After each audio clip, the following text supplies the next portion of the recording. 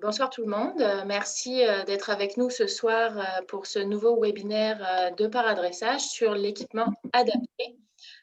Nous avons avec nous ce soir Nathalie Desrosiers qui est entraîneur spécialiste en dressage. Je vais vous faire la présentation de ce soir. Donc, bonsoir Nathalie.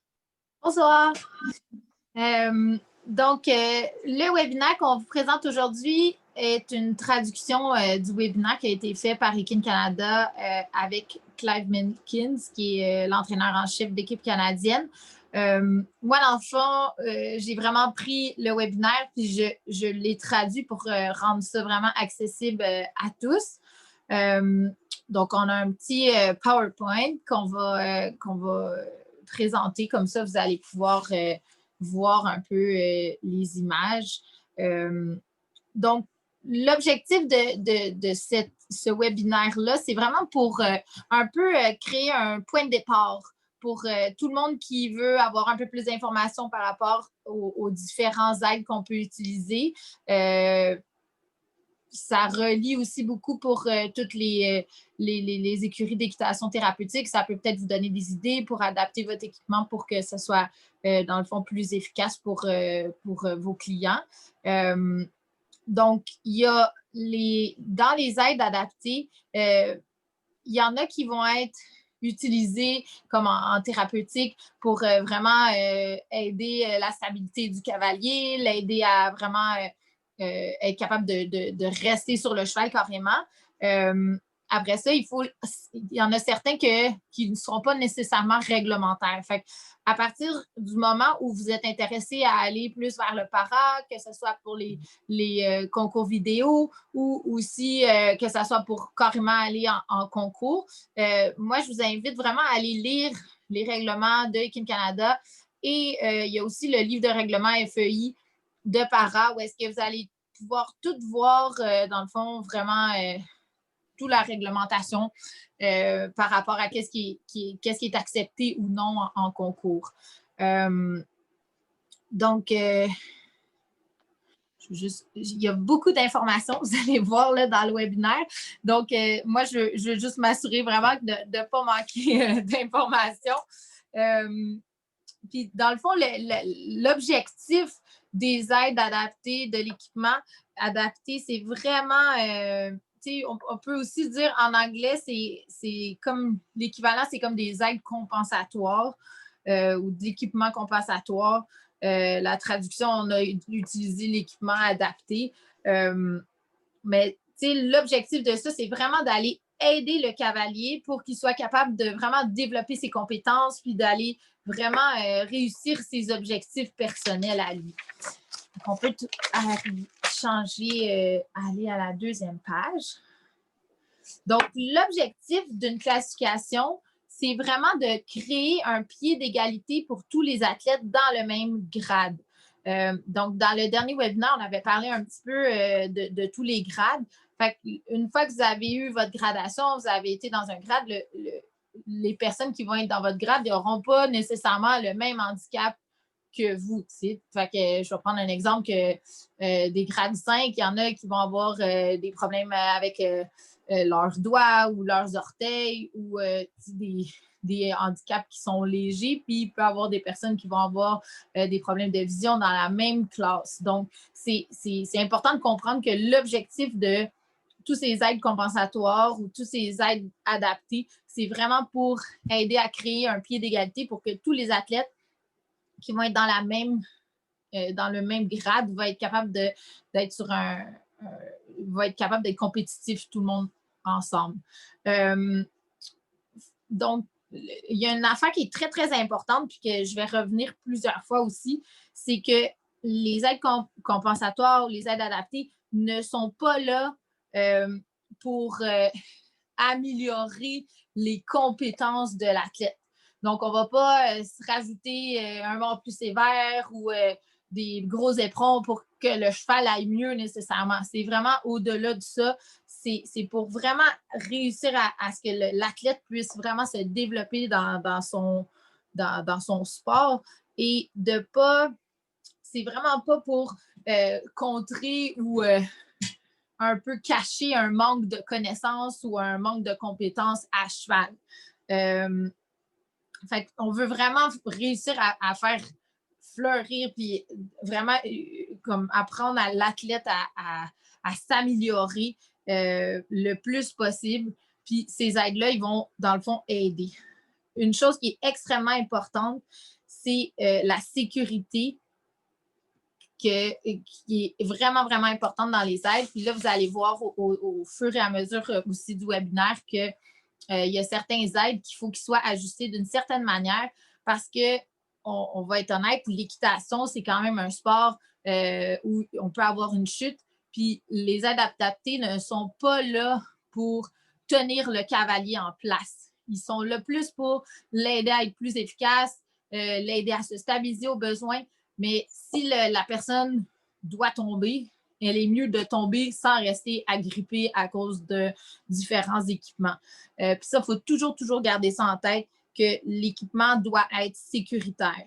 Deuxième chose, c'est aussi très, très important, le bien-être du cheval. Donc, c'est important, oui, d'avoir une selle adaptée ou un mort qui va être adapté ou différentes autres affaires, mais c'est très important que ça soit bien confortable aussi pour le cheval, puis qu'on n'arrive pas avec un équipement, dans le fond, qui va blesser le cheval à long terme.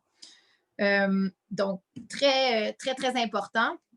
Ensuite, ça peut aussi nous aider, ces aides-là, à réussir à rendre les aides puis les commandes plus claires pour le cheval. Donc, je vais prendre un exemple très simple. Un athlète qui n'aurait pas comme ou bien une jambe ou les jambes qui sont un peu moins efficaces, bien, des fois, il va pouvoir avoir deux cravages pour pouvoir réussir à un peu faire des aides qui seraient comparables aux aides qu'on aurait utilisées les jambes. Donc, c'est pour vraiment réussir à avoir une meilleure communication avec le cheval. Puis l'objectif final de tout ça, c'est de réussir à faire un dressage qui va être correct, un dressage qui serait comparable en termes de reprise à un cavalier qui va compétitionner dans les concours conventionnels. Donc, comme j'ai dit tantôt, c'est vraiment pas pour compenser l'inefficacité d'un cavalier, c'est vraiment pour l'aider à être capable de se rattraper dans une forme d'équilibre ou aussi pour travailler, aider à faire comprendre mieux nos aides. Donc là, on voit ici, ça, c'est une selle adaptée, c'est un exemple. Il va y avoir c'est beaucoup des images, là, ce webinaire-là. Fait que vous allez avoir plusieurs exemples dans votre tête. Donc là, ici, on peut voir que la selle, elle a plusieurs pads qui vont aider à stabiliser le cavalier. Il y a aussi en avant une poignée. Donc ça aussi, on va en parler un peu plus tard. Il y a différentes sortes de poignées qui sont plus molles, plus rigides pour aider à stabiliser. Puis il y a certaines mesures qu'on va revenir un petit peu plus tard aussi, qu'il faut vraiment faire attention pour que ça soit réglementaire en concours. Donc là, on voit ici la selle. C'est vraiment important quand vous commencez à vouloir aller en concours et tout ça. Les athlètes, normalement, les cavaliers, vont être souvent suivis en physiothérapie ou avec des gens qui sont spécialisés. Puis c'est important que l'entraîneur il parle avec ces spécialistes-là aussi. Parce que si le physiothérapeute arrive avec un point pour dire je trouve qu'il manque de stabiliser, exemple, dans son tronc, ou je donne cet exemple-là, bien là, on peut aller chercher la poignée pour aider le cavalier à aider à être capable de se rattraper. Mais en aucun cas, la poignée est là pour garder le cavalier en place. Fait que ça, je leur dis, c'est très important pour la sécurité. Donc là, on va changer le... Oui, merci. Un petit point aussi, puis ça, c'est vraiment important qu'on va voir aussi au fil du temps que les cavaliers qui deviennent plus expérimentés vont souvent avoir moins besoin d'équipement. Parce que de l'équipement, ça prend plus d'efforts. Ça prend un certain effort pour s'adapter à cet équipement-là, s'habituer, l'essayer. Le coach doit l'essayer aussi, le cheval doit l'essayer aussi, puis ça prend plus de travail, on va dire. Fait qu'il faut vraiment réussir à aller trouver l'équipement qui va être le mieux pour l'athlète, mais en essayant d'avoir le moins d'équipement possible pour avoir moins de choses à gérer, en fait. Puis on va en revenir un petit peu plus tard. Il y a une phrase en anglais que Clive dit vraiment très, très souvent. ça veut dire, en fait, c'est if it's safe and it works, it's right. Ça fait que ça veut dire si c'est sécuritaire et que ça fonctionne, c'est bon. Donc, ça, là, c'est vraiment quelque chose qu'il faut toujours garder en tête. Quand vous avez un athlète, vous allez essayer de trouver des solutions à un problème quelconque. Ben, on va essayer d'avoir une solution qui va être sécuritaire, qui va être fonctionnelle. Puis ensuite, si c'est réglementaire, ben c'est bon. Puis encore là, c'est pas pour compenser le manque de connaissances ou un manque vraiment d'heures de montage cheval, là, dans le fond. Puis c'est pour aider à avoir une communication vraiment claire et efficace. Donc, on voit la selle qui est là. Ça, c'est une selle qu'en concours, elle ne serait pas légale. Par contre, pour l'équitation thérapeutique, quelqu'un qui va avoir besoin d'avoir plus d'aide, de stabilité pour débuter, ça peut être intéressant. Mais là, on voit la poignée qui est en avant est très, très, très élevée. On va parler un peu plus tard là, vraiment des mesures qu'on doit respecter là-dedans. Puis on voit aussi les petits garde-corps qui sont en arrière qui vont aider à stabiliser le cavalier. Donc ça, présentement, c'est pas réglementaire. Fait qu'on va avoir un peu d'exemple d'un bord ou de l'autre pour vraiment aider à avoir une image plus claire. Donc là, je vais donner un petit exemple. Là, on a l'image de la selle, mais il y a plusieurs exemples qui ne vont pas nécessairement avoir un lien direct avec l'image. Mais l'important, encore là, c'est vraiment de réussir à aider le cavalier à devenir plus efficace puis apprendre.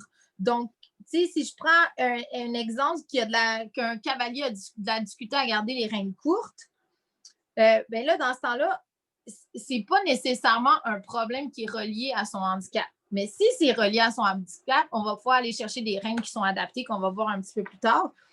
Puis, tu sais, dans le fond, c'est pas nécessairement, sauf si c'est vraiment en lien direct avec le handicap, il ne faut pas aller chercher des aides compensatoires juste qui vont être reliées avec le manque de compétences de l'athlète. Fait que ça, on ne va pas mettre des rênes en loupe pour un cavalier qui n'a pas de problème avec ses bras et ses mains, même si c'est un para. Fait qu'on va plus aller vers ses problèmes, si c'est plus au niveau de ses pieds ou si c'est plus avec la stabilité de son tronc. Il faut aller vraiment chercher les aides compensatoires qui vont être adaptées pour la personne. Puis, ces aides-là, ils vont être proposés par les classificateurs. Fait que les gens qui vont faire la classification, qu'on a parlé dans le dernier webinaire, quand vous allez aller pour votre classification, bien, le physiothérapeute puis le médecin qui va être là, il va vous évaluer. Puis ensuite, vous allez recevoir une petite carte. Puis même là, durant la journée de la classification, vous allez pouvoir discuter avec ces personnes-là, puis ils vont pouvoir vous proposer différentes aides qui vont pouvoir vous aider. Fait que, par exemple, un athlète qui a des problèmes avec sa vision va avoir le droit d'avoir des lettres qui vont être dites oralement, qui va avoir le droit d'avoir des lettres qui vont être surdimensionnées avec une couleur vraiment plus voyante. Un athlète qui a des problèmes de stabilité va avoir le droit d'avoir une petite poignée puis certains aides pour l'aider à se stabiliser. Quelqu'un qui a des problèmes avec ses mains va avoir le droit de certaines rênes qui vont être spéciales. Donc, c'est intéressant de regarder un peu les différentes options, mais pour que ça soit réglementaire, il faut vraiment que ça soit un classificateur qui vous le propose, puis ça va être écrit sur votre petite carte. Donc là, je vais revenir à la selle qu'on voit ici, qui n'est pas légale. Ces selles-là, il faut faire attention parce que il y a elle n'est pas légale carrément à cause des différents aides qui sont un petit peu trop aidants, on va dire. Ou est-ce que ça va tenir un peu le cavalier en place, puis en concours, ça ne sera pas réglementaire. Puis ce type de selles-là, c'est vraiment des selles qui sont très, très, très dispendieuses. C'est très complexe à faire. Il faut penser qu'il va y avoir des velcro qui vont aider aussi à stabiliser la personne. Puis chaque morceau qui va être ajouté à votre équipement à vous, il faut que ça soit bien pensé et calculé. Donc, par rapport au règlement, parce que si vous êtes pour aller investir sur une selle comme ça, puis que finalement, vous la recevez, vous la montrez à un classificateur ou un commissaire, puis que finalement, vous arrivez au concours avec votre selle qui va vous coûter tellement beaucoup de sous, puis finalement, vous n'avez pas le droit de compétitionner, puis vous devez être éliminé, c'est vraiment décevant. Fait qu'il faut vraiment, à chaque fois que vous allez faire une pièce d'équipement pour du concours, assurez-vous que ça soit vraiment réglementaire et calculé. Puis l'objectif aussi, c'est de pouvoir entraîner le cheval là-dedans le plus possible. Puis on va tourner la page. Là, ici, on va parler un petit peu de velcro. Pour les concours, c'est important d'avoir de l'équipement qui va être intelligent et fonctionnel. Fait que là, on voit ici, là, c'est très visuel, là, le velcro, il est blanc. Si le pantalon va être noir, ben, on va essayer d'avoir un velcro qui est noir. Là, peut-être que c'est une journée de pratique, fait que la personne, elle avait un pantalon noir, puis le velcro, il est pour quand on va des concours. Mais essayez toujours de penser que ça soit le plus discret possible. On va revenir un petit peu plus tard, mais ce velcro-là, ben, il n'est pas bien positionné. Il faut que ça soit vraiment... Je vais vous dire les mesures maintenant. Je ne veux juste pas faire d'erreur. Je suis désolée. Il faut que ça soit maximum 3 cm de large, OK, le velcro, par 6 cm de long de overlap. Fait que dans le fond, qu'ils se touchent un sur l'autre. Puis c'est très important d'attacher les velcros en V. Parce qu'on veut, puis on ne veut jamais que nos athlètes tombent ou nos élèves tombent, mais on veut que si l'élève va tomber, c'est mieux qu'il tombe sans rester accroché au cheval. Fait que c'est vraiment, vraiment important, ça, de garder toujours en tête que le velcro doit être posé en X ou en V pour que s'il y a une grosse charge de poids, ça se détache. Puis il faut toujours penser un peu, comme j'ai dit tantôt, d'en mettre le moins possible. Plus vous avez d'équipement, plus il y a de chances d'oubli, plus il y a de chances de bris ou de réparation, plus de temps aussi. Quand vous allez essayer un nouvel équipement, c'est important de se donner au moins 3 fois d'essai. Quand vous voulez essayer, exemple, un nouveau velcro, un nouvel élastique que vous voulez essayer de mettre en place, mais assurez-vous de donner la chance un peu au coureur de vraiment bien l'essayer. Si vous n'êtes pas à l'aise, on arrête ça. Mais ça prend du temps à chaque fois qu'on va ajouter un nouvel équipement. Fait qu'on peut voir sur cette image-là, on a le velcro qui est au niveau de la cuisse, qui va aider à stabiliser un peu la personne, puisqu'il y a différents handicaps qui vont amener différents problèmes. Il y en a qui vont aller spasmer dans les jambes. Il y en a que la jambe, s'il y a un manque de sensibilité, qui va être plus instable. Fait que des fois, ça peut aider à stabiliser, mais encore là, il ne faut pas que ça garde en place la personne. On voit aussi ici qu'il y a un étrier de sécurité. Les étriers de sécurité, c'est quand même quelque chose de très important à penser. Ce n'est pas vraiment plus dispendieux, mais ça peut vraiment faire une grosse différence s'il arrive un incident. Je ne sais pas si vous pouvez voir, il y a aussi un élastique qui est autour dans l'étrier qui va garder le pied en place. Les élastiques, un peu comme là, on a parlé des velcro, mais les élastiques doivent avoir un point de cassure où est-ce que l'élastique va être volontairement affaibli pour que s'il arrive un danger, le velcro, l'élastique, je veux dire, va se briser. On peut changer la page.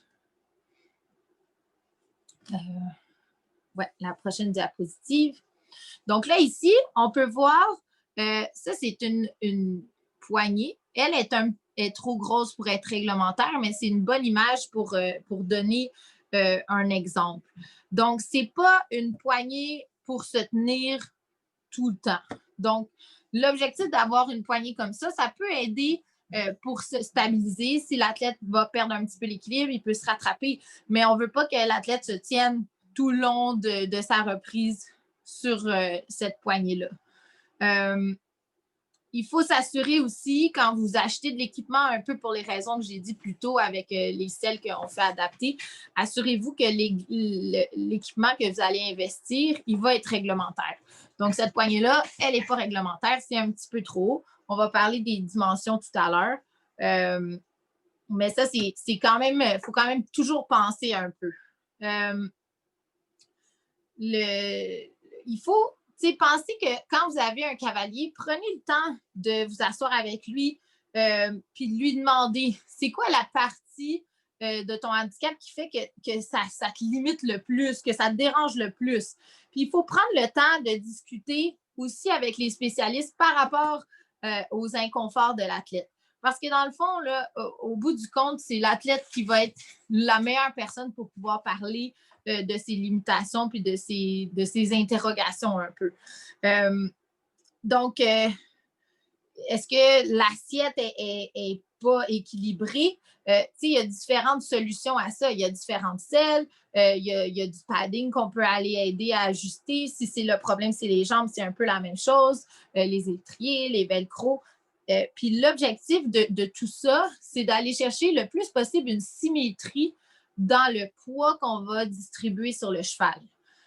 Donc, la personne, elle peut, si elle a une scoliose ou un autre problème, elle peut devenir, avoir un peu le dos qui ne va pas nécessairement être centré. Mais il faut porter attention à c'est quoi qui se répercute sur le cheval. Donc, on veut aller adapter l'équipement le plus possible pour améliorer les compétences du cheval aussi.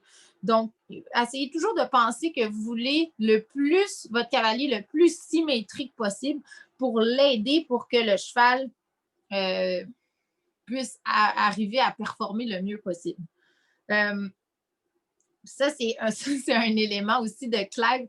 Clive, les débutants en équitation thérapeutique, il va presque toutes les commencer sans étrier pour aussi pouvoir évaluer leur stabilité, voir comment ils sont assis, c'est quoi la force des jambes, est-ce que les jambes se passent, mais est-ce que la personne, dans le fond, ce qu'on veut, le vrai point de contact avec le cheval, c'est vraiment notre bassin. Donc, d'essayer de vraiment voir la mobilité du bassin, la symétrie du bassin le plus possible pour développer le meilleur mouvement possible. Donc là, on voit ici la selle, il y a vraiment une grosse poignée. Fait que cette poignée-là, elle n'est pas réglementaire, elle est un petit peu trop haute. Après ça, le siège, on veut avoir un siège qui va être, si vous faites une ligne à partir du haut de votre trousquin jusqu'au pommeau, ça devrait avoir au centre, dans le fond, je peux vous faire un dessin, pour essayer de voir. Ouais. Donc là, si je fais une ligne entre les deux, comme ça, je ne sais pas si on voit. Ici, au centre de la selle, on ne veut jamais plus que 12 cm.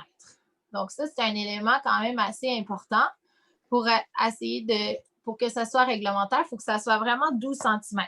Si vous avez plus que 12 cm, comme cette selle-là, on dirait qu'elle a été relevée dans l'arrière de la selle, fait que cette selle-là ne serait pas réglementaire en concours. Donc ça, c'est des petits trucs à vraiment porter attention pour, encore là, pas investir dans des équipements que vous n'aurez pas le droit nécessairement après en concours. Puis prenez le temps, là, je l'ai dit tantôt, mais prenez le temps de vraiment discuter avec vos athlètes. Demandez-leur, c'est quoi le tas de plus de la difficulté? C'est quoi qui t'aiderait quand tu vas monter? Qu'est-ce qu'on pourrait faire pour t'aider? Puis parlez aussi avec les physiothérapeutes, les médecins, les spécialistes qui entourent cet élève-là pour vraiment réussir à l'aider. Un petit élément aussi qu'on peut rajouter dans les écuries, c'est des fois des miroirs. Les miroirs peuvent aider l'athlète à devenir plus conscient de sa posture, s'il est centré, s'il est un peu croche ou des fois, de juste se voir, c'est la meilleure image pour pouvoir enregistrer puis voir comment la personne est bien assise. Donc, on va changer la diapositive. Donc, ça, c'est un super exemple d'une athlète qui est tellement incroyable. Elle est née comme ça, puis dans le fond, elle a ses ischions qui sont là, puis elle avait pas ses jambes. Par contre, vous voyez là comment elle est super stable. Elle est assise, elle a une belle posture où est-ce qu'elle est vraiment assise centrée. Elle a une petite poignée à l'avant. Je ne sais pas si on peut la voir, si vous agrandissez peut-être votre image, mais elle a une petite poignée en avant qu'elle peut se tenir au besoin pour se restabiliser, mais elle n'est pas attachée à son cheval. Puis dans son cas à elle, elle n'a pas senti le besoin de devoir avoir, on va voir un peu plus tard, là, il y a une autre athlète qui est un peu dans sa condition, qu'elle elle s'est faite comme une espèce de poche où est-ce qu'elle assoit ses jambes un peu dedans. Mais elle, pour elle, elle aimait mieux être vraiment plus en liberté, puis ça l'aidait à avoir plus de stabilité. Puis, dans le fond, on ne pourrait pas mettre différents velcro ou peu importe, ça serait des fois plus dangereux. Comme ça, s'il arrive un accident, elle va tomber sécuritairement, pas accrochée après son cheval. Puis encore là, j'en ai parlé un peu tantôt, mais l'équitation, c'est quand même un sport à risque. Il faut être conscient que quand on monte à cheval, il y a des chances qu'on peut chuter. Puis l'important, c'est vraiment juste d'apprendre à chuter ou de chuter sécuritairement, de ne pas d'avoir d'accident quelconque par rapport à l'équipement qui pourrait gêner. Sur sa carte d'athlète, c'est certain que ça va être écrit sans étrier. Donc, ça, sur sa carte à elle, il appelle ça la master list, il va avoir différents aides. Fait que là, elle a 2 cravaches, elle a sa petite poignée qui est plus molle. Fait qu'il y a certaines poignées qui peuvent être rigides. Elle a comme plus, on dit des fois une bucking strap, là, mais pour les athlètes para, c'est plus un handhold en anglais qu'ils disent, une poignée en avant qui peut aider à se stabiliser. Un petit élément technique, si vous avez besoin d'une nouvelle aide, donc si vous avez une situation personnelle qui fait que vous pensez que vous avez besoin d'un aide particulier, vous pouvez comme en parler avec un classificateur, puis après ça, vérifier avec des spécialistes. Puis, si vraiment c'est un aide qui n'a jamais été vu, ben, on peut prendre des photos, prendre des vidéos, les envoyer à Equine Canada. Puis Equine Canada, s'ils doivent être approuvés, ils vont même l'envoyer à la FEI pour être approuvés éventuellement pour des concours. Qu'est-ce qui est vraiment important, c'est encore là, c'est de rester sécuritaire et d'être approprié et approuvé aussi pour les concours. On peut changer. Donc, ça, c'est une cavalière de Belgique qui s'appelle Barbara.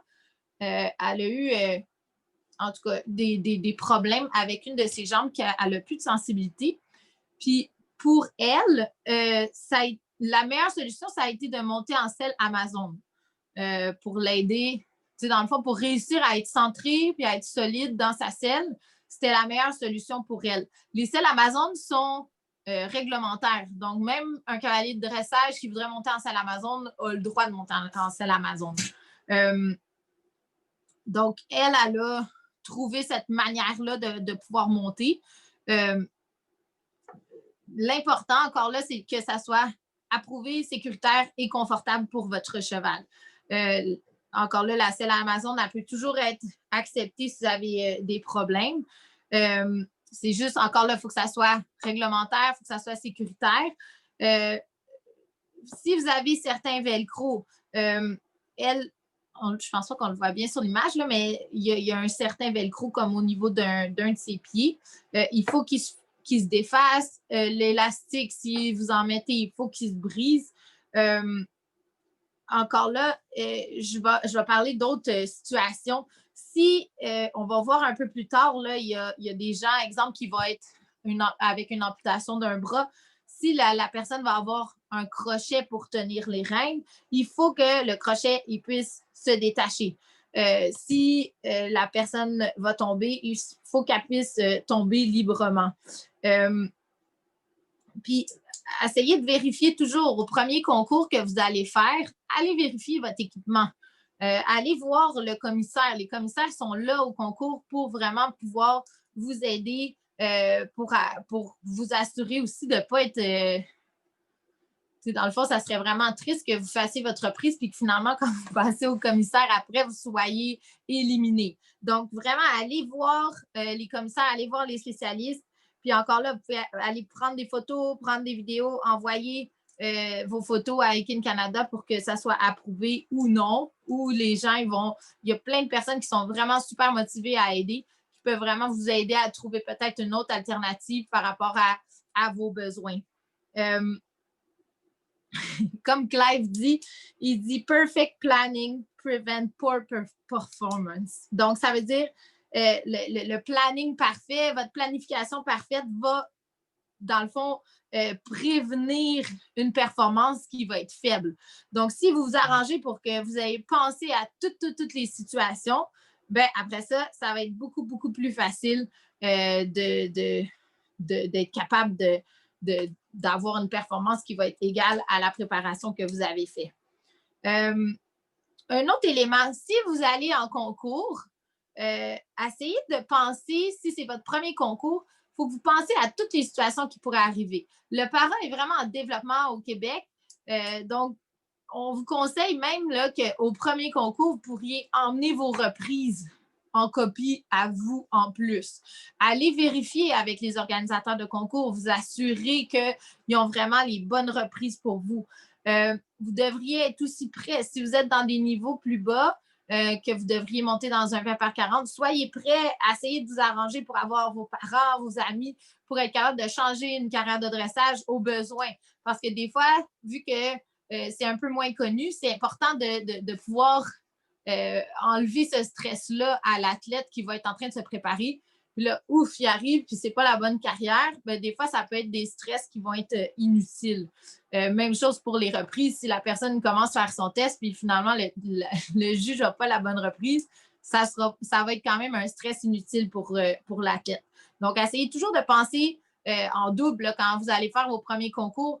Préparer toutes les éventualités qui pourraient arriver. Ça va juste vous permettre d'avoir vraiment une activité qui va être beaucoup plus agréable puis moins stressante. Fait que je reviens à mes aides adaptées. Donc là, je reviens un petit peu rapidement à mes velcro. Donc, les velcro, 3 cm de large par 6 cm, un par-dessus l'autre. Puis vraiment en V le plus possible. Puis pensez vraiment que l'important encore là, je suis un peu gossante avec la sécurité. Donc, il faut vraiment penser toujours à la sécurité pour que vos chevaux soient bien puis le cavalier soit bien aussi. Après ça, si on revient, comme là, on a une selle qui est Amazon, il y a des saddle fitters, des gens qui sont vraiment formés pour s'assurer d'avoir de l'équipement qui va être adapté à votre cheval. Si votre selle est bonne pour vous, mais finalement, elle n'est pas nécessairement adaptée à votre cheval, bien, encore là, vous allez avoir d'autres problèmes où est-ce que vos performances vont devenir moins agréables. Votre cheval va devenir moins agréable s'il n'est pas confortable. Donc, prenez le temps là, de parler à votre entraîneur si vous êtes des athlètes. Puis encore là, si vous êtes des entraîneurs, prenez le temps de vérifier si l'équipement, quand vous avez des athlètes qui vont aller en concours, va être vraiment adapté puis confortable pour votre cheval pour qu'il puisse bien performer. Donc, après ça, ouais, on va revenir. Dans le fond, j'ai juste oublié une petite information. Quand vous avez la poignée rigide en avant, il faut qu'il y ait un 3 cm entre la poignée et le pommeau et le tronc du cavalier.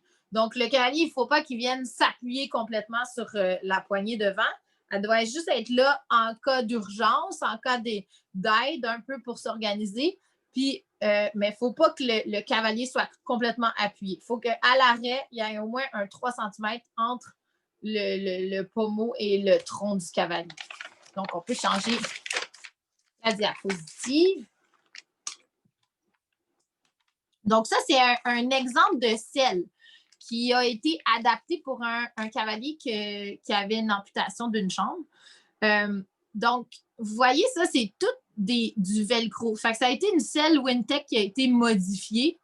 Puis, Clive, il dit dans son webinaire carrément qu'ils ont mis de la glu sur la selle pour mettre complètement, on voit à gauche, là, les velcro sur l'image de gauche.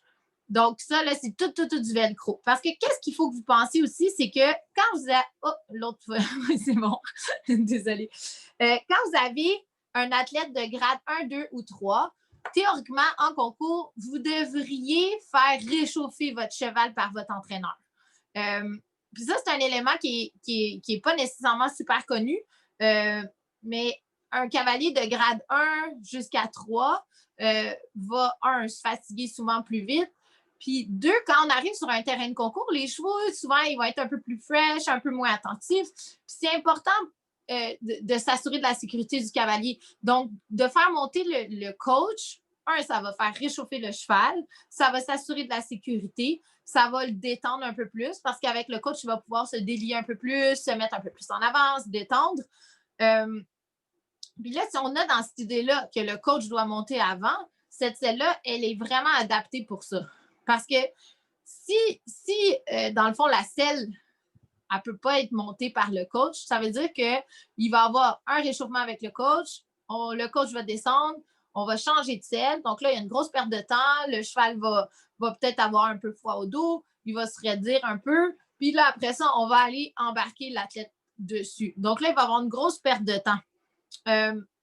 Comparé à un exemple de selle comme ça, où est-ce que le cavalier, le coach monte, il peut mettre ses étriers, il finit, enlève ses étriers, pouf, ils mettent le pad dessus, puis là, ils peuvent embarquer directement l'athlète dessus. Fait que ça, c'est un exemple de selle adaptée qui peut être vraiment intéressante pour ce type d'handicap-là. Un élément aussi à penser, c'est que les selles qui sont souvent adaptées avec des gros pads un peu comme ceux qu'on a vus un peu plus tôt, c'est des selles qui vont être souvent très, très lourdes. Fait que, encore là, si on veut que le cavalier dans le fond, ait de l'agrément, puis que le cheval soit capable de bien se détendre, vraiment bien performer, ben, si la selle peut être très, très, très lourde, ben, ça va souvent les amener à se creuser puis à être un peu plus tendus. Donc, en pensant plus à avoir une selle qui est très légère, puis avoir quelque chose qui va être vraiment confortable et bien fité sur le cheval, ben, on va juste avoir des meilleures performances. Donc là, j'ai parlé tantôt du gap entre le pommeau et le trousquin. Fait que ça, on le voit quand même bien de côté. Fait que ça, on veut avoir un 12 cm si on appuie un petit peu dans le fond du siège. OK? Après ça, un élément, il y a certains athlètes qui, des fois, ils vont avoir une perte de sensibilité dans les jambes, dans le bassin, puis il y a des espèces de coussins que vous pouvez mettre sur votre selle, puis ça, c'est réglementaire. En mouton, en mousse, en cuir, il y a différents pads que vous pouvez mettre carrément sur le siège pour éviter l'irritation. Puis Claire, dans le webinaire, il expliquait que lui, il avait déjà eu une athlète qui, durant une journée de concours, ne s'était pas rendu compte parce qu'elle ne ressentait pas nécessairement ses pieds, mais il y avait une de ses bottes qui a frotté sur le côté de son pied jusqu'à vraiment en une journée de concours chaude, ça a fini par vraiment infecter, puis il a fallu qu'elle se fasse hospitaliser. Fait que c'est vraiment important de porter attention à vos athlètes qui ont un manque de sensibilité dans un membre, de vous assurer qu'il n'y ait pas d'irritation ou de frottement. Parce que des fois, quand on est dans le feu de l'action, en concours, on se prépare, on monte, on débarque, on s'occupe du cheval. Mais s'il y a un manque de sensibilité, ça peut être vraiment dangereux. Puis souvent, ça va prendre vraiment plus longtemps aussi à guérir. Fait que juste porter attention à ça, de vraiment contrôler l'irritation. Si vous avez des athlètes qui vont venir irriter sur différents points, vraiment, on a le droit d'avoir, en anglais, ils appellent ça des seat savers, dans le fond de l'équipement comme un genre de coussin ou carrément en mouton qui va faire que ça va être beaucoup plus confortable pour l'athlète. On peut changer la diapositive. Donc ça, on voit, c'est une athlète, puis là, on la voit sur le cheval. Après ça, on va voir la selle vraiment seule sur l'autre diapositive. Donc, cette jeune femme est juste elle a les jambes très courtes, mais vous pouvez voir que la selle, c'était une selle qui était vraiment une selle vraiment on va dire, normale. C'est une selle qu'on peut acheter dans les boutiques. Là. Donc, après ça, ils ont pris cette selle-là parce qu'ils voulaient avoir le siège qui était vraiment adapté pour elle. Puis, ils ont ajusté les quartiers. On peut changer la diapositive. Donc là, Clive, qu'est-ce qu'il expliquait par rapport à cette selle-là? C'est qu'il aimait beaucoup, le siège était vraiment, vraiment, vraiment parfait. Mais là, dans le fond, il y a 2 trucs qui avaient des petits hicks. Le numéro 1, c'est que les bandes d'étrivière étaient beaucoup trop longues. Fait que là, on voit ici qu'ils pendent complètement. Fait que ça, en concours, ça ne serait pas nécessairement super bien. Sûrement que c'était pour permettre aussi à l'entraîneur de pouvoir réchauffer le cheval puis le monter au début. Mais sinon, il faudrait trouver une manière de l'attacher pour pas que ça pende. Parce que s'il y a moindrement du vent ou différents problèmes où le cheval fait un petit faux mouvement, bien là, ça pourrait aller claquer puis ça peut être un petit peu moins intéressant. Ensuite, l'équipement, dans le fond, le quartier de la selle a l'air très, très, très rigide. Fait que ça, c'est quelque chose à penser. Si vous faites adapter vos selles, pensez vraiment au matériel que la personne va utiliser. Fait que là, on voit, là, c'est quand même assez rigide, puis ça va empêcher un peu l'athlète de pouvoir avoir un close contact sur le cheval, là, vraiment avoir un contact qui est très proche du cheval. Fait qu'il faut juste penser, quand vous allez faire adapter vos selles, peut-être qu'il aurait fallu mettre un tissu, peut-être pas un tissu, mais dans le fond, un cuir qui était un peu plus mince au niveau où est-ce que la jambe aurait descendu. Ça aurait peut-être permis d'avoir un contact un peu plus près pour la jambe. On va changer la diapositive. Donc là, ça, c'est 3 exemples de selles avec différents velcro.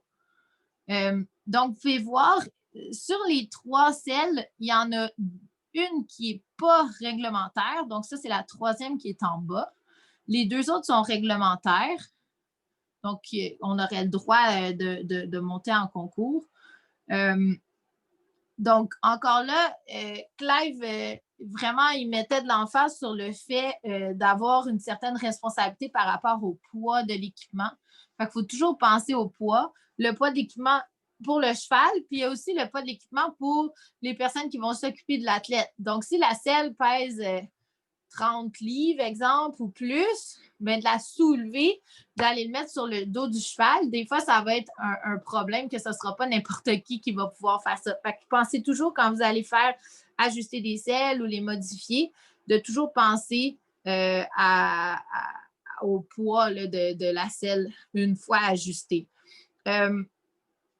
En fait, après ça, il faut penser à les différents blocs. Vous voyez plusieurs blocs là, sur les selles. Ça peut vraiment aider au support de la jambe. Donc, un athlète qui a un peu moins de stabilité avec sa jambe, ça peut vraiment, vraiment améliorer la stabilité de la jambe. Par contre, il ne faut pas que ça vienne à bloquer le mouvement ou gêner l'athlète ou encore là, revenir au frottement qu'on a parlé un peu plus tôt. Fait que portez tout le temps attention à ça. Discutez avec votre athlète une fois qu'il a essayé l'équipement, voir comment il se sent. Puis c'est toujours mieux d'avoir des blocs un petit peu plus petits où est-ce qu'ils vont faire à peu près le même aide ou presque que d'avoir quelque chose de trop gros qui ne sera pas nécessairement adapté, qui va vous amener d'autres problèmes. Donc, toujours penser quand vous allez faire adapter votre équipement. Ensuite, pour la 3e photo, ça, c'est plus une selle pour d'équitation thérapeutique qui va avoir, vous voyez la poignée qui est en avant. Ça, c'est une poignée qui va avoir un petit peu plus de soutien. Puis, ça, dans le fond, ça va être souvent pour aider pour des gens qui vont avoir besoin de vraiment plus s'appuyer les mains ou se tenir après la poignée.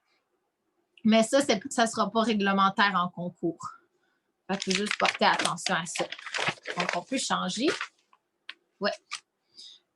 Donc là, ça, c'est une poignée, un exemple de poignée qui est rigide. Donc, cette poignée-là, c'est quand même une poignée qui est très intéressante. C'est pas très cher, puis c'est facilement installable. Donc, on va juste aller la glisser, dans le fond, en dessous des quartiers de chaque côté du pommeau.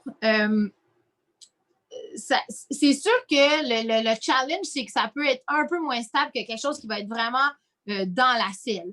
Donc, juste porter attention à ça. Après ça, il faut que le cavalier, il apprenne à voir si, ben, dans le fond, il faut que le cavalier il voit si c'est suffisant comme stabilité pour lui. Puis, le seul problème que Clive expliquait, c'est que si le cavalier pousse sur cette poignée-là, souvent, ça va aller faire pencher un petit peu la selle vers l'avant. Puis, les chevaux finissaient par être un petit peu, dans certains cas, on voyait un certain inconfort au niveau des épaules. Ça peut être très, très utile dans certaines situations. Puis, comme je disais un peu plus tôt, c'est vraiment pas très cher, très accessible, puis facilement installable, mais il faut vraiment s'assurer du confort du cheval, puis voir si l'athlète est vraiment à l'aise avec cet ajustement-là. Donc, on peut changer, aller à l'autre page. Donc, ça, c'est la deuxième athlète que je vous parlais tout à l'heure. La première athlète qu'on a vue tout à l'heure, c'était vraiment une athlète qui n'avait pas du tout de début de jambe. Donc, c'était vraiment tout arrêté au niveau des ischions. Pour cette athlète-là, elle avait une partie de ses jambes. Puis pour elle, là, elle a l'air vraiment attachée, mais vous pouvez même regarder, elle a des super vidéos, cette athlète-là, sur Internet. Cette femme-là est tellement incroyable. C'est une médecin, est vraiment une athlète qui travaille, qui travaille en médecine et est sur les circuits internationaux. Elle est vraiment incroyable. Donc, elle a l'air attachée dans la selle, mais elle l'est vraiment pas. Elle est juste vraiment glissée à l'intérieur. C'est comme un peu comme une poche. Puis là, vous voyez, la selle, elle a comme du padding en dessous qui va aller vraiment sécuriser un peu pour pas qu'elle glisse trop bas. Puis ça l'aide vraiment à rester centrée. L'autre chose que vous pouvez voir, sur sa main, elle a un gant qui va être adapté parce qu'elle a un problème avec ses doigts. Donc, la cravache va être complètement attachée à l'extérieur du gant. Donc, à la place de tenir la cravache, vu qu'elle va avoir besoin de ses cravaches pour diriger le cheval, donc, elle va être vraiment la cravache attachée à l'extérieur du gant. On peut changer. Donc, cette diapositive-là, ça, c'est Sophie Christensen qui est c'est la grade 1 qui a gagné vraiment plusieurs médailles d'or. Donc, sur sa carte à elle, ça va être écrit sans étrier. Donc, elle monte toujours sans étrier parce que d'avoir des étriers, c'était plus encombrant que de ne pas en avoir. Ses jambes vont spasmer plus, et elle va être plus instable. Donc, vraiment d'aller chercher vraiment ses ischions puis d'aller vraiment s'asseoir centré, pour elle, c'était vraiment plus aidant d'être sans étrier. Puis aussi, c'était moins clair pour le cheval, vu que ses jambes spasmaient de temps en temps, ça faisait qu'elle allait être plus instable en haut, puis c'était moins clair pour le cheval. Puis en plus, les étriers allaient frotter un peu sur ses pieds. Donc, pour elle, vraiment, le sans-étrier a vraiment beaucoup aidé. Après ça, je ne sais pas si vous pouvez voir, on va le voir de plus près aussi un peu plus tard, mais elle a des rênes qui sont avec des loupes pour l'aider à garder la bonne longueur de rêne. Puis elle a aussi des petits élastiques qui vont aider à stabiliser s'il y a des petits chocs ou le contact qui est un peu moins stable. Puis ça aussi, on va en revenir quand on va parler des rênes. Aussi, on voit que le cheval, il s'appelle Rio. Il y a un bonnet sur sa tête. Les bonnets sont toujours acceptés en concours. Puis, il n'y a pas vraiment de... Tu sais, comparé, exemple, au concours d'obstacles où est-ce que carrément, il y a beaucoup de chevaux qui vont avoir vraiment des bouchons dans les oreilles pour enlever le son. En dressage, c'est illégal, les bouchons dans les oreilles. Par contre, on a le droit au bonnet. Puis les bonnets, des fois, on peut avoir des bonnets qui vont avoir un peu plus d'épaisseur au niveau des oreilles, ou est-ce que ça va un peu enlever le bruit. Fait que des chevaux qui sont un peu plus nerveux, qui vont être un peu plus réactifs, des fois, ça peut être vraiment aidant d'aller chercher un bonnet avec un peu plus de d'épaisseur, où est-ce que le tissu au niveau des oreilles va être comme un peu du néoprène. Ça peut enlever les sons inutiles qui pourraient inquiéter le cheval. Donc, on peut changer. Donc, ça ici, c'est une sorte d'étrier qui est avec des aimants. Donc, ça, c'est une autre alternative aussi. Si vous avez un athlète qui va manquer un peu de stabilité au niveau de sa jambe, donc, il va avoir un aimant en dessous de la botte, puis il y a un aimant, dans le fond, sur l'étrier. Aussi, il est ouvert carrément à l'extérieur. Si le pied va un peu vers l'extérieur, le velcro pas le velcro, pardon, l'aimant va se détacher immédiatement. Donc, ça peut être aussi une alternative qui peut être intéressante au velcro ou aux élastiques. Puis j'en ai parlé un peu plus tôt, là, mais il faut vraiment penser que les velcro et les élastiques doivent se défaire en cas d'urgence. Donc, ça, c'est juste une autre idée pour penser différemment.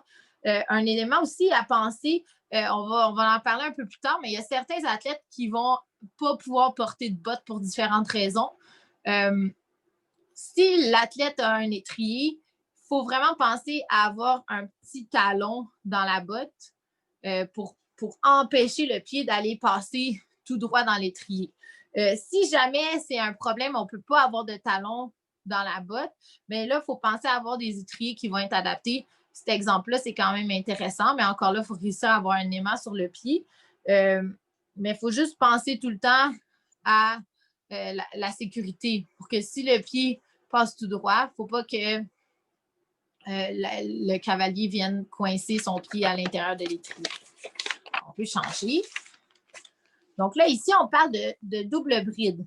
Donc, la double bride, c'est une bride qui va avoir 2 morts dans la bouche. En dressage, on peut l'utiliser à partir de niveau 3. En parent, on peut l'utiliser à tous les niveaux. Par contre, il faut le prendre avec intelligence, dans le sens que oui, on a un mort qui va être un peu plus sévère. Oui, peut-être ça va être plus facile de faire baisser le nez de votre cheval. Par contre, si vous arrivez en concours, puis le juge ou le commissaire trouve que ce n'est pas adapté pour diverses raisons, pour le bien-être du cheval, bien, ils ont le droit de vous dire que vous n'avez pas le droit de monter en bride double. L'autre chose, quand vous allez arriver en concours, si vous faites votre reprise puis votre cheval est un peu résistant, ou il ouvre la bouche ou peu importe, bien encore là, le juge, il pourrait prendre la défaite un peu de dire « OK, bien c'était à cause de la bride double ». Donc, on ne veut pas avoir d'excuses par rapport à une performance qui va être moins, dans le fond, superbe. Mais essayez toujours de penser que la bride double, c'est un outil de travail. Il faut vraiment l'utiliser avec une certaine sensibilité. Puis il faut vraiment penser pour que le cheval soit bien et soit confortable. Une autre chose, pensez qu'avec la bride double, normalement, vous allez avoir 4 rênes. Il faut toujours penser que pour quelqu'un qui va avoir une amputation d'un bras, il ne va pas pouvoir tenir les rênes droites avec la main gauche. Fait qu'il faut toujours penser que si vous avez monté un cheval en bride double, les rênes à droite doivent être prises dans la main droite ou dans le côté droit et la main gauche avec la reine gauche. Pas le droit de croiser les reines. Je vais changer la diapositive. Donc, ça, c'est un ajustement, dans le fond, pour, dans le fond, pouvoir monter avec une bride double. Mais ce n'est pas nécessairement super bon pour le cheval. Donc, cet ajustement-là, je ne sais pas si vous pouvez voir, mais le levier est quand même avec un gros angle, puis l'autre mort. Fait que là, en temps normal, dès que le cavalier va ramener un petit peu le contact, vu que la tâche est très, très courte, très près du mort, c'est très équivalent, on pourrait dire, ça peut être comparé à un pelham. Puis le pelham n'est pas réglementaire en concours pour diverses raisons. Donc, cet ajustement-là, il faudrait qu'il soit accepté par un commissaire, puis ça se pourrait que le commissaire ne veuille pas l'accepter parce que Puis là, on va voir dans la figure d'après un ajustement qui est beaucoup plus adapté, qu'on peut changer la diapositive. Donc là, vous voyez que l'attache tantôt qui était très, très, très près du mort, bien là, on voit que c'est quasiment à la mi-encolure. Donc, cet ajustement-là va être beaucoup plus adapté, beaucoup plus confortable aussi pour le cheval. Puis, on va pouvoir avoir un peu plus de nuances aussi au niveau de la bouche. Pour un cavalier qui a certaines dysfonctions avec le contact, bien, avoir un ajustement comme ça pour le mort, où est-ce que, tu sais, dans le fond, avec une seule reine, on va travailler avec les deux morts, ça peut être plus intéressant. Pour des chevaux qui sont un peu plus forts ou pour la sécurité, dans le fond, on peut aller utiliser la bride double avec parcimonie et sensibilité.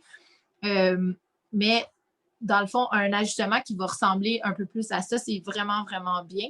Puis là, on voit le cheval, il y a une tête qui est bien positionnée, le port de tête, il n'est pas mis sous pression, il n'est pas encapuchonné. Fait que ça, c'est quand même beaucoup plus intéressant. Donc là, c'est ça. Dans le fond, je reviens au fait que l'attache des deux reines va être vraiment plus près des mains.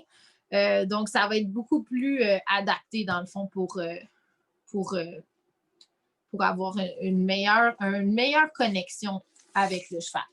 Donc, on peut changer. Donc, ça, c'est une autre sorte. Ah, bien, est-ce qu'on peut revenir en arrière? Je suis désolée. On voit aussi, j'ai oublié de le dire, mais on voit près de la main que ça, c'est une reine, une loop rein. Fait que là, on voit que le cavalier va tenir vraiment une petite loupe. Cet ajustement-là va aider, dans le fond, pour un athlète qui va avoir un peu plus de difficulté à garder la bonne longueur de reine pour une question de force ou des fois, c'est une malformation aussi dans les doigts. Donc, on va parler un petit peu des loop reins. Ça, c'est une des façons, dans le fond, ça a comme été ajouté aux reines normales. Donc là, on peut revenir à la prochaine diapositive. Donc, ça, c'est un autre ajustement qui est peut-être un peu plus pratique, on peut dire, où est-ce que l'ajustement est vraiment rapide avec une clip. Par contre, c'est ça, c'est très facile à changer, mais la connexion peut être plus instable, vu que c'est un peu métal sur métal. Ça bouge plus, puis c'est pas idéal. Ça, c'est l'opinion de Clive, qui trouvait que, oui, c'était pratique, mais si on veut aller chercher une connexion un peu plus de détente, c'est un petit peu moins adapté, dans le fond, pour de la compétition. Donc, on peut changer. Donc, ça ici, c'est un exemple de poignée rigide qu'on a parlé un petit peu plus tôt. Donc, on veut toujours avoir un 3 cm d'espace entre la poignée et le corps. On ne veut pas que le cavalier aille se déposer son tronc dessus. Donc, c'est vraiment une poignée pour aller se repousser en cas d'urgence, en cas de déséquilibre, mais on ne veut pas que le cavalier se tienne tout le long de sa reprise sur la poignée. Puis c'est vraiment un aide pour se resécuriser. T'sais, dans le fond, des fois aussi, il y a des trous allongés, des mouvements qui vont être un peu plus déstabilisants, où est-ce qu'on va pouvoir utiliser un petit peu la poignée, mais on ne veut pas que le cavalier se tienne tout le long de la reprise dessus. Dans le fond, ce n'est pas une poignée pour se tenir, c'est juste là en cas de besoin. On peut changer. Donc là, ici, on voit ça, c'est d'autres loop reins, des reins en loop. Fait que ça, c'est, dans le fond, des loops où est-ce qu'on va avoir plusieurs ajustements. Fait que ça, c'est quand même un élément qui est intéressant parce qu'on veut penser que dans les reprises de para, il va y avoir des mouvements où est-ce qu'on va avoir un pas qui va être plus allongé. Après ça, on va avoir un pas qui va être un peu plus raccourci. Donc, des fois, c'est intéressant de pouvoir avoir plusieurs loops pour pouvoir allonger, raccourcir les reins. Donc, c'est quand même quelque chose de très intéressant. Puis, c'est complètement tout en cuir. Donc, ça, c'est quand même le fun dans le sens que quand vous allez prendre le contact, ça va être comparé, exemple, aux clips qu'on a vu tantôt qui vont être un peu moins stables. Ça, c'est très stable. Ça ressemble beaucoup plus à un contact régulier. On peut changer. Donc, ça, c'est un exemple que Clive, dans le fond, ses athlètes utilisent. Donc, on peut voir à gauche les loop reins. Puis, c'est comme une petite attache qui peut être un peu comparable aux attaches qu'on va sur le bord d'une bride, là, où est-ce qu'il y a les montants de mort. Donc, on peut vraiment ajuster, raccourcir, allonger la loupe qu'on a besoin. Après ça, vous pouvez voir à droite en bas, ça, c'est des ajouts qu'on peut faire. C'est comme des petits élastiques. Donc, quand le cavalier va aller mettre de la tension, des fois, des cavaliers qui ont des troubles neurologiques, ils vont avoir un peu moins de stabilité. Fait que ces élastiques-là vont un peu absorber un peu d'instabilité du cavalier. Fait que ça peut être comme un ajout qui peut être intéressant. Est-ce qu'on va l'ajouter entre le mort puis les rênes? Puis comme ça va permettre aussi d'avoir une connexion qui va être un peu plus stable. Par contre, il faut penser que si le coach réchauffe le cheval avant, c'est un contact qui est quand même différent. Fait qu'il faut être conscient que la connexion, elle ne va pas se faire aussi fluidement qu'avec un contact qui va être plus direct. Fait qu'il faut juste penser à ça. Si l'entraîneur va réchauffer le cheval avec l'élastique, c'est un petit peu différent. Donc, on peut changer la diapositive. Donc, ça, on voit encore des loop reins, le même loop rein qu'on a vu tantôt, les reins en loop. Et à droite, on voit l'élastique. Fait que ça, c'est juste un autre exemple pour démontrer un peu. Mais c'est ça. Il faut penser que les élastiques vont aider les athlètes avec un peu moins de stabilité. Puis c'est un contact qui va être un peu différent d'un contact qui est classique. On peut changer. Donc, ça, c'est une image qui est vraiment intéressante. Donc, lui, il n'y a pas de bras un peu en haut du coude. Donc, on a parlé un peu plus tôt là, de différentes formes de contact. Qu'est-ce qui est important, c'est à partir de la dernière articulation, on devrait voir un contact en ligne droite jusqu'à la bouche du cheval. Donc là, on voit que lui, sa dernière articulation, c'est l'épaule. Fait qu'on voit vraiment une ligne droite qui est claire à partir de l'épaule jusqu'à la bouche. Si la personne aurait une amputation en bas du coude, bien là, on veut avoir une ligne droite à partir du coude jusqu'à la bouche du cheval. Donc, lui, comment il a ajusté les reins? Lui, c'est avec un velcro au niveau du coude qui va aller mettre la tension sur les reins. Puis, Clive a apporté un élément qui était intéressant dans le sens que nous, quand on entraîne un coach classique, dans le fond, des fois, on va dire au cavalier, stabilise tes mains. Mais en fait, stabiliser les mains, c'est un questionnement quand même parce que la main est au bout de deux articulations, qui est l'épaule et le coude, puis la main est comme dans le vide. Donc là, il revenait un peu à la discussion au fait qu'on voulait aller chercher la ligne droite de la dernière articulation vers le contact du cheval au travers de la reine. Puis, il faut vraiment travailler, peu importe c'est où l'amputation ou le handicap, il faut juste réussir à créer une connexion qui va être confortable et stable le plus possible pour le cheval, pour que lui puisse bien performer, puis qu'il y ait le moins de tension possible. Puis on veut vraiment que ça soit une ligne droite. Donc, on peut changer la diapositive. Donc, ça, c'est un autre cas très, très intéressant. C'est une athlète qui a pas de bras. Donc, elle a été très inventive dans comment elle voulait monter à cheval. Donc, je ne sais pas si vous pouvez voir, mais elle va monter en bride double. Elle va avoir la reine, on va dire, de levier dans sa bouche. Donc, elle ne va vraiment pas l'utiliser beaucoup. Puis, au niveau de ses pieds, elle va avoir ses rênes de direction. Donc, quand elle va tourner, elle va aller utiliser ses pieds. Elle tient vraiment ses rênes dans ses orteils. Fait qu'on parlait tantôt là, des fois, il y avait certains athlètes qui ne pouvaient pas nécessairement avoir de bottes. Donc, ça, c'est un des exemples. Fait que vraiment, elle va tenir ses rênes dans ses orteils. Elle va avoir un half chaps, mais c'est ça, le pied en tant que tel est vraiment ouvert. Donc là, Clive, il amenait l'idée, il disait qu'il n'était pas certain que lui, il voulait vraiment monter avec les rênes dans sa bouche. Mais pour elle, c'était vraiment la meilleure situation. Puis elle compétitionne sur les circuits internationaux, puis elle performe vraiment bien. C'est extrêmement impressionnant. Vous pouvez même la chercher sur YouTube. C'est vraiment super intéressant. On peut changer. Donc ça, c'est la même athlète. Fait que là, on voit juste l'image de côté. Fait qu'on voit, là, les rênes sont comme dans son gros orteil. Puis en haut, elle tient les rênes dans sa bouche.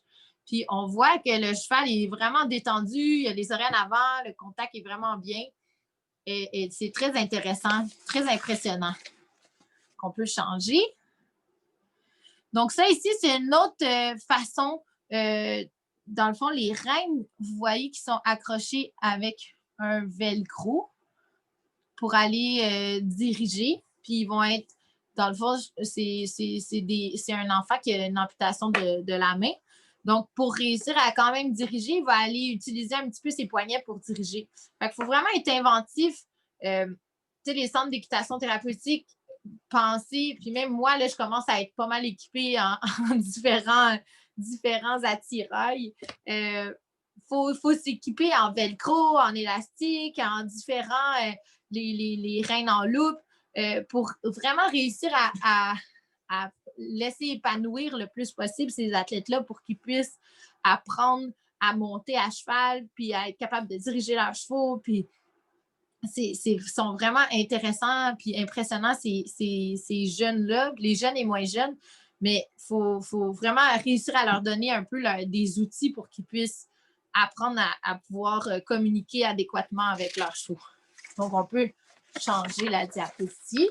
Donc, ça, c'est un autre exemple. Donc, elle a les rênes en loupe, puis ses mains, il manquait de sensibilité. Donc, elle va aller vraiment utiliser ses poignets pour aller créer une connexion. Donc, on peut changer la diapositive. Donc, c'est la même athlète que là, maintenant, on voit de face. Puis, on peut voir aussi son étrier. Il y a un petit velcro pour l'aider à se stabiliser la jambe. Puis, il y a un velcro aussi au-dessus du pied pour aider à garder le pied en place dans l'étrier. Puis on voit que même si le contact part de ses poignets, le cheval, il est vraiment détendu, il se dépose sur le contact. On peut réussir à créer vraiment une belle connexion où est-ce que le cheval va être confortable, il va être vraiment bien. Donc, on peut changer la diapositive. Donc, ça ici, c'est un collier de chasse un peu ajusté. Donc, le collier de chasse peut aider, dans le fond, pour à la base stabiliser la selle puis l'empêcher de reculer. Mais dans ce cas-là, c'est aussi pour mettre une ganse qui va être autour du cou pour aider certains cavaliers pour aller apprendre le trot enlevé. Donc, ça, c'est plus de l'équipement adapté qui n'est pas nécessairement. Bien, ça peut être, si c'est un besoin en concours, ça peut être accepté. Mais c'est juste pour donner différents exemples. Fait que cette ganse-là qui est plus en avant, elle va vraiment aider un cavalier qui a besoin d'un peu plus d'assistance pour faire son trot enlevé. Puis ensuite, on voit la ganse qui est plus au niveau des épaules, vu qu'il va avoir un jeu ça va tirer. Il y a un petit élastique au niveau de l'épaule qui va rendre vraiment confortable pour le cheval. Même s'il va venir avoir des pressions, c'est vraiment important de penser que même si nos chevaux, c'est des chevaux d'école, c'est pas des chevaux de gros concours, on veut les garder longtemps, on veut qu'ils soient confortables, on veut qu'ils soient bien pour pouvoir travailler plus longtemps et qu'ils soient bien. La ganse qui est entre les deux, c'est juste pour aider, pour pas que la reine qui est au niveau du cou finisse par descendre puis aller vers les oreilles. On peut changer. Donc, ça, c'est un autre exemple de Sophie Christensen. Puis, on peut voir près de la bouche qu'il y a comme le petit élastique qui est là pour aider à stabiliser le contact. Ça, c'est complète. C'est à Londres, là, aux Olympiques. Fait que c'est vraiment de l'équipement qui peut être super bien comme présenté en concours, puis qui peut vraiment aider des athlètes avec des troubles neurologiques ou d'autres problèmes qui vont aider pour que le cheval soit confortable, qu'il soit bien pour bien performer. Donc, je peux changer. Ça, c'est un exemple de reine en barre. Donc, c'est une reine pour quelqu'un qui aurait juste un bras, qui va vouloir aller pouvoir diriger le cheval, qui va tenir la barre, puis qui va pouvoir aller faire tourner dépendant du positionnement du bras. Puis ça, il faut vraiment le faire pratiquer l'athlète pour qu'il devienne confortable, puis qu'il apprenne à bien utiliser cette aide-là. Puis c'est vraiment pour les gens qui ont seulement un bras. Il faut faire attention que la personne ne s'agrippe pas sur la poignée pour pas... il faut penser comme des reines. Donc, on ne veut pas que la personne vienne s'agripper sur la poignée pour puis que ça va faire, dans le fond, juste tirer dans la bouche du cheval. C'est vraiment un aide pour stabiliser puis pour aider le cavalier. On va avoir une photo un peu plus loin d'un cavalier qui l'utilise super bien. Donc, là, tantôt, j'ai parlé un peu des crochets. Donc, lui, c'est, dans le fond, avec son amputation, ça a été vraiment une prothèse qui s'est faite faire pour pouvoir monter. Cet athlète-là trouvait que pour lui, c'était plus adapté puis c'était mieux. Par contre, encore là, il faut penser au fait que cette prothèse-là, en fait, elle a été développée pour qu'à une certaine pression, s'il y a un gros choc, elle puisse se détacher. Puis comme ça, le cavalier va pas, il va rester en sécurité. Puis ça, c'est une autre façon vraiment intéressante que le cavalier peut aller développer son contact. On peut changer. Donc là, ça, c'est un petit garçon. Puis là, on a parlé tantôt de la reine en barre. Fait que là, ce garçon-là, dans le fond, son bras droit a beaucoup plus dans le fond, son bras droit, il manquait un peu de force et de stabilité. Donc, en montant avec ce bras, dans le fond, les deux bras sur les rênes, lui, ça faisait qu'il était plus asymétrique.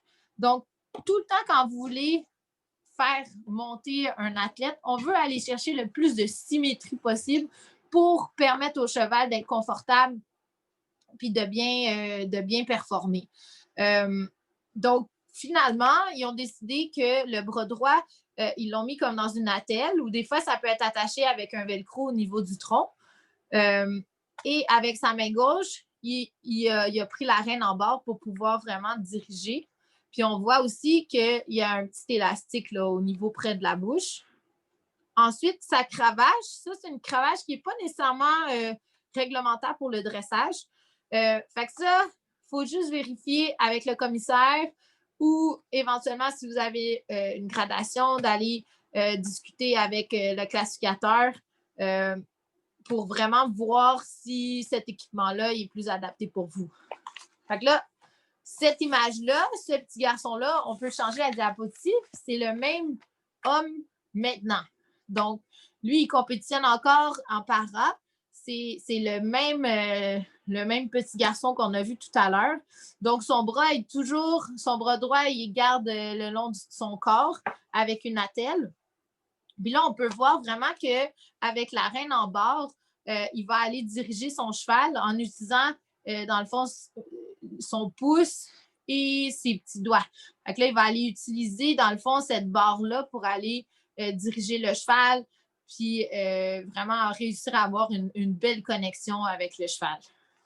Fait que c'est une autre façon vraiment intéressante de pouvoir s'adapter. On va changer.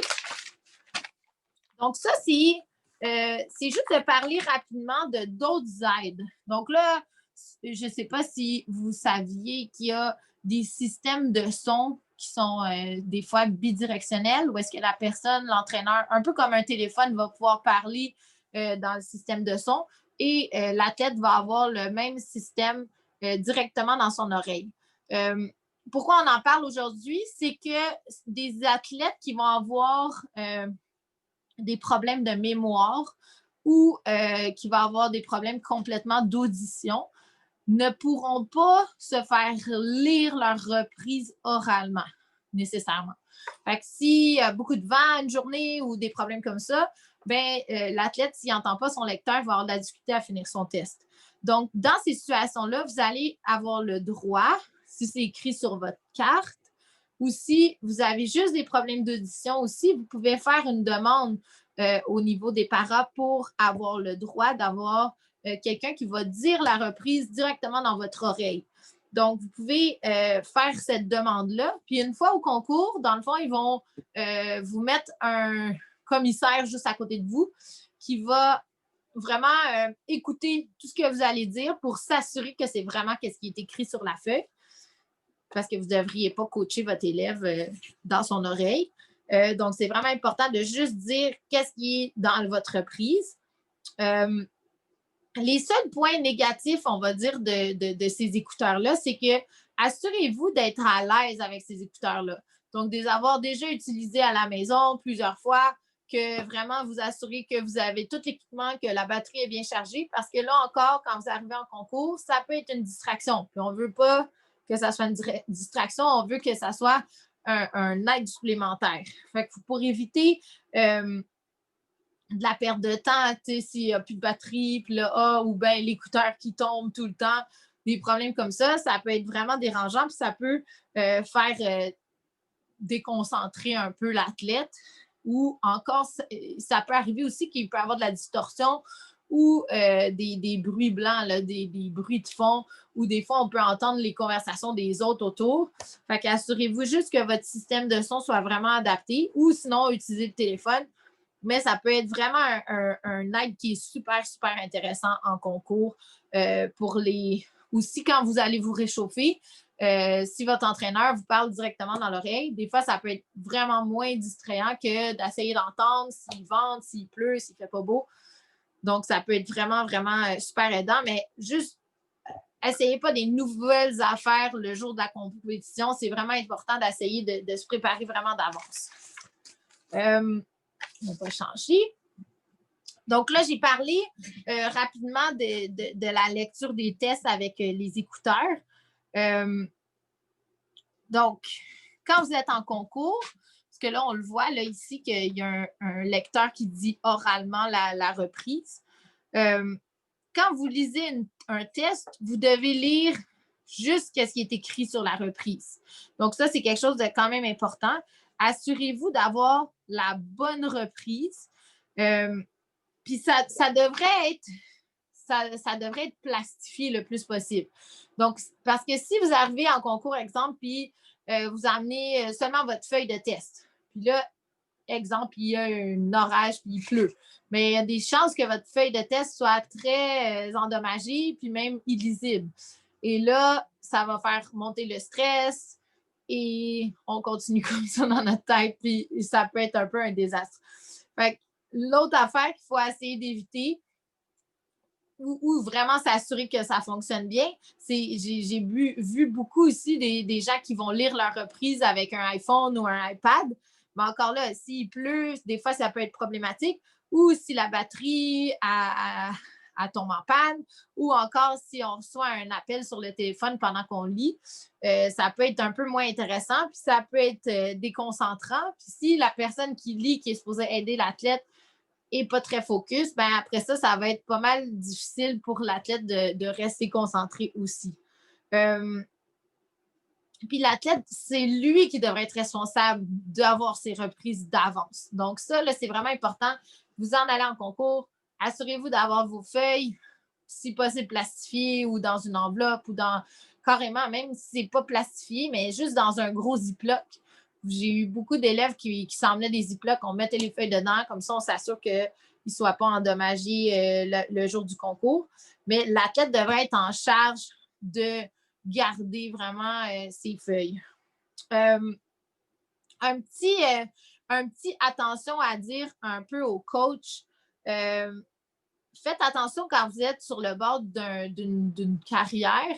Si vous lisez vos reprises à vos élèves, il faut dans le fond, c'est déjà arrivé que les juges ont trouvé, à cause d'un changement d'intonation, à cause d'un mouvement involontaire de l'entraîneur, bien, l'athlète peut être éliminé à cause si le juge trouve que vous avez envoyé un message que vous n'auriez pas dû.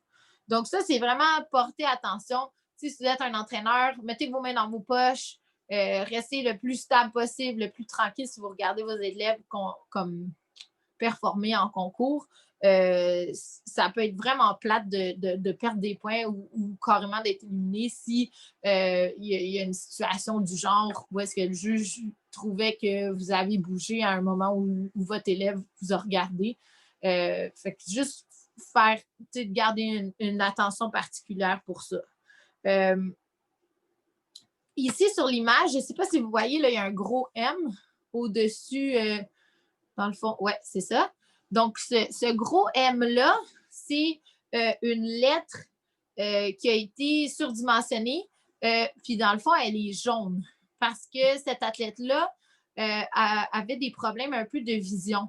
Donc, d'avoir des lettres qui étaient plus grandes, plus hautes, ça l'aidait beaucoup à se situer dans l'environnement. Fait que ça, encore là, c'est un aide qui avait été écrit sur sa carte à elle. Une autre façon de parler, c'est si vous avez des athlètes qui ont des problèmes de vision, dans le fond, essayez de penser, en fait, vous pouvez organiser, puis ça, moi, j'ai eu de l'expérience même avec ça, là, je peux en parler si jamais il y a des entraîneurs qui ont besoin de guidance là-dessus. Mais on peut appeler les lettres, comme on appelle ça des callers, où est-ce qu'il va y avoir des personnes qui vont être situées à différents endroits tout autour de la carrière qui vont dire les lettres. Il y a différentes manières de le faire. Mais j'ai personnellement eu une athlète qui était non-voyante. Puis dans le fond, nous, on a trouvé finalement une formule où est-ce que je disais les lettres avant qu'elle arrive à certains endroits pour qu'elle puisse être capable de se situer dans son environnement puis de préparer les différents mouvements qui venaient après. Donc, ça aussi, c'est une autre manière de lire les reprises qui vont être acceptées si, encore là, ça s'appelle des living letters, des lettres vivantes en français. Fait que ça, il faut que ça soit écrit sur la carte. Donc, si je fais une récapitulation un peu de tout, parce qu'on arrive vraiment à la fin, le plus important, puis j'espère que j'ai rien oublié, mais le plus important dans tout ça, c'est vraiment le bien-être du cheval. Fait que vous voulez vraiment penser au bien-être du cheval, la sécurité du cavalier, puis l'objectif dans tout ça, c'est de donner plus de pouvoir à l'athlète puis au cavalier pour qu'il puisse réussir puis performer, puis aussi à développer, dans le fond, ses compétences puis son contrôle vraiment avec le cheval. Donc, vous voulez vraiment réussir à aider, à donner plus de pouvoir, dans le fond, à ces athlètes-là. Donc, c'est ça. J'ai passé au travers de tous les éléments. J'espère que vous avez aimé ça. Puis, je voulais vraiment vous remercier de tout l'intérêt là, que vous amenez vers le para. Moi, je trouve ça vraiment le fun qu'on commence à en discuter plus au Québec. Là, je suis vraiment contente de faire partie de tout ça. Puis à Equine Canada aussi, ils sont super contents là, qu'on commence à développer plus au Québec. Fait que je suis vraiment, vraiment contente. Puis, tu sais, dans le fond, l'important dans tout ça, c'est vraiment de réussir à trouver des athlètes, à faire grandir un peu dans le fond, le para au Québec. Puis, tranquillement, pas vite, en ce moment, là, il y a vraiment les concours vidéo qui sont vraiment une belle opportunité là, de débuter certains athlètes pour qu'ils commencent à voir un peu comment ça va, comment ça fonctionne, puis tout ça. Puis, les reprises ont été traduites sur le site Internet de Equine Canada, de Canada Équestre. Donc, les reprises sont là. Le concours vidéo, il est dans le fond, dans le para, dans les différents programmes. Là, vous pouvez chercher un peu. On pourrait même, peut-être avec Cheval Québec, mettre le formulaire et tout ça pour que ça soit plus accessible. On est en train de travailler pour que le portail se fasse en français aussi. Mais ça aussi, c'est quelque chose, même pour les centres d'équitation thérapeutique, vous pouvez commencer à présenter des vidéos là, de vos athlètes pour commencer à avoir un peu un point de départ, puis voir un peu comment vous situez là-dedans. Mais c'est vraiment le fun. Il y a des athlètes de tout le Canada entier qui performent là-dessus. C'est vraiment une belle opportunité avec des coachs FEI d'apprendre un peu plus sur le dressage. Donc, c'est ça. Est-ce qu'on a des questions? Merci beaucoup, Nathalie, pour toutes ces informations. Oui, je confirme qu'on a quelques questions. Si les participants de ce soir veulent compléter avec des questions, n'hésitez pas à utiliser l'outil de questions-réponses. C'est les 2 petites bulles qui sont en bas de votre écran. Donc, on va commencer. On a une question qui est entrée pendant la présentation. On parlait de la courroie dans le cou. Tu sais, quand il y avait le collier de chasse avec une courroie supplémentaire en avant. Quel est le résultat sur le cheval et qui aide le cavalier pour le trop enlever? Dans le fond, si le cavalier a besoin d'avoir quelque chose pour s'aider à se relever, pour faire le trou enlevé, des fois, ça peut aider d'avoir cette attache-là au niveau de l'encolure. Donc, ça va venir aider à stabiliser ou avoir un point d'appui. Oui, c'est ça. Un peu des deux, je pense. On a une seconde question. Y a-t-il des compétences au Québec qui sont capables d'adapter l'équipement? Donc, plutôt que des compétences, ça va être des oui, compagnies. En fait, pour ce qui est des selles, moi, j'ai une athlète qui est au Saguenay qui a vraiment fait une selle adaptée avec une dame sur la rive sud, qui est une saddle fitter, là, qui s'appelle Erin.